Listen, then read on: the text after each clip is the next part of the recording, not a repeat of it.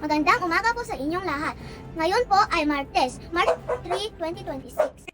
Ako po si Elise Tignana, Ri Bonifacio. Maghahatid po sa inyo ng weather update live from LFIS News. Muling nagbabalik ang Northeast Monsoon at ito'y umiiral dito sa may extreme North Luzon. Inaasahan po natin na iiral pa po ito pababa sa ilang bahagi ng ating Luzon hanggang bukas, pero hindi na po natin makikita na ito'y magiging kasing lamig pa ng mga nakaraan. Samantalang patuloy ang pag-iral ng easterlies or yung mainit na hangin na galing sa dagat Pasipiko dito sa malaking bahagi ng ating bansa. Wala naman tayong minomonitor na anumang bagyo or low pressure area sa loob at labas ng ating Philippine Area of Responsibility.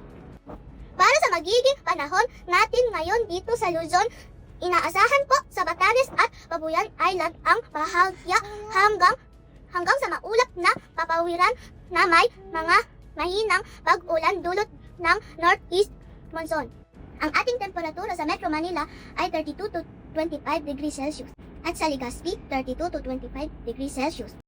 Ngayon dito sa Palawan, Visayas at Mindanao, maaliwalas na panahon din ang ating inaasahan at mataas din ang tsansa na maging mainit at maaringsangan yung tanghali hanggang hapon. Ang temperatura sa Kalayaan Islands ay 32 to 26 degrees Celsius. Iloilo, 31 to 26 degrees Celsius. At sa Davao, 33 to 25 degrees Celsius. Mamayang gabi ay masasaksihan dito sa ating bansa ang isang total lunar eclipse, kung saan panadalian nating makikita ang ating buwan na kulay pula. At ito po ang ating tinatawag na blood moon.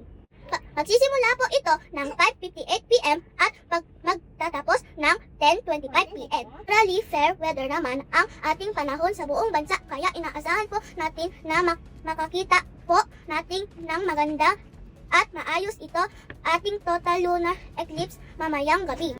Ang sunrise ngayon umaga ay 6:12 AM at ang sunset mamaya ay 6:04 PM.